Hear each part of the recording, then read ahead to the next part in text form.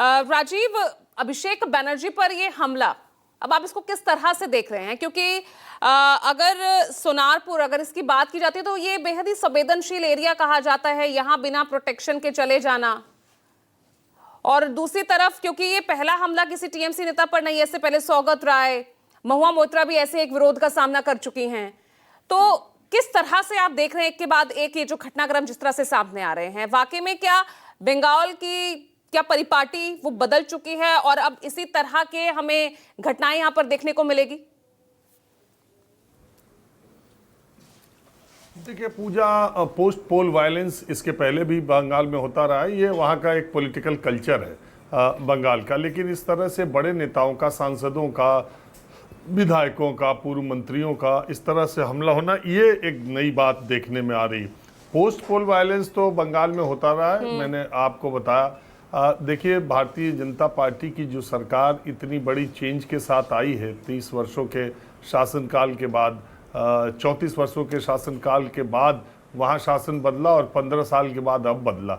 यानी देश में कोई 50 साल केवल दो तरह का शासन रहा, टीएमसी और।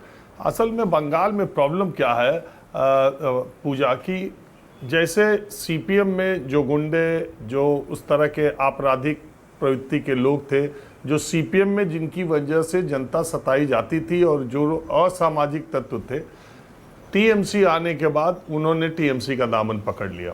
और अब खतरा ये है कि भारतीय जनता पार्टी की सरकार उन्हीं लोगों से, परेशान लोगों से, आप नेताओं के भी देख लीजिए, बहुत हद तक जो उस तरह के आपराधिक चरित्र वाले पश्चिम बंगाल के नेता हैं, वो सीपीएम के शासनकाल के दौरान सीपीएम में थे, टीएमसी के शासनकाल के दौरान टीएमसी में थे, और उनमें से ज़्यादातर अब भारतीय जनता पार्टी के शासनकाल में भाजपा के टिकट पर लड़े थे। कुछ का नाम भी मैं ले सकता हूँ।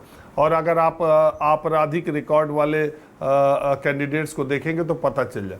तो इस तरह के लोग सत्ता के साथ तुरंत अपने आप को बदल लेते हैं, और जब सत्ता का परिवर्तन होता है तो ये और आक्रामक होते हैं और अपनी वहाँ पर होल्ड बनाने के लिए। इसलिए बीजेपी के साथ सरकार के सामने ये बहुत बड़ी चुनौती है कि जिस तरह की हिंसा वहाँ पर होती रही है और जिस तरह के ये गुंडे और असामाजिक तत्व के लोग सत्ताधारी दल में शामिल होकर उसका झंडा लगाकर नीचे जनता को परेशान करने या उस पॉकेट विशेष में अपना आधिपत्य जमाना, वहाँ की चीज़ों पर करना, ये टीएमसी के लोगों ने भी किया, उसका उन्हें अंजाम भुगतना पड़ा। यही लेफ्ट के लोगों ने भी किया।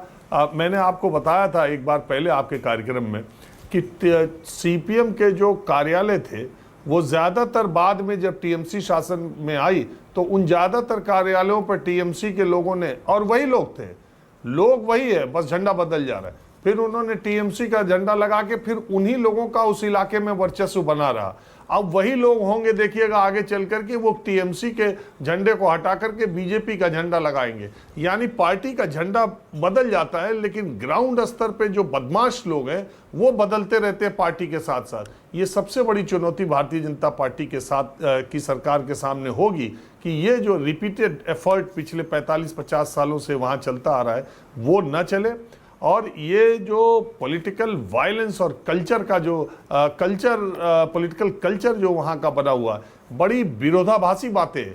एक तरफ बंगाल के लोग कुशाग्र बुद्धि के, हाईली इंटेलेक्चुअल, देश को दिशा देने वाले, देश के जितने भी स्वतंत्रता आंदोलन के दौरान जितने भी सामाजिक राजनीतिक आंदोलन हुए, या तो वो बंगाल में हुए ज़्यादातर, या तो वो बंगाल में हुए या वो महाराष्ट्र में हुए, जितने सामाजिक सुधार, रेनेसा, पुनर्जागरण के जितने कार्यक्रम हुए वो तो मैक्सिमम पश्चिम बंगाल में हुए।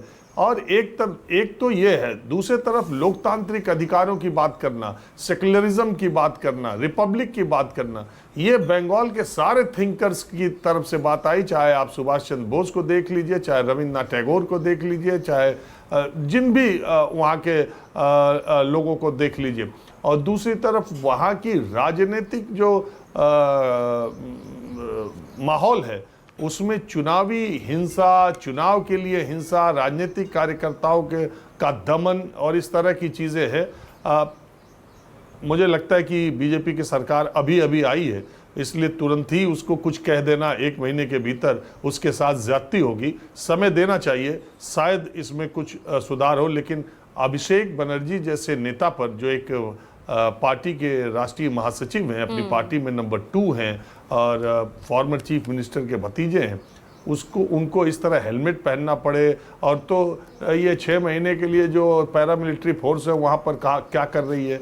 अगर बड़े लोगों के क्योंकि इस तरह का वायलेंस अगर आगे बढ़ जाएगा तो ये न देश के लिए अच्छा है, न बंगाल के लिए अच्छा है, न समाज के लिए अच्छा है, न राजनीति के लिए अच्छा है।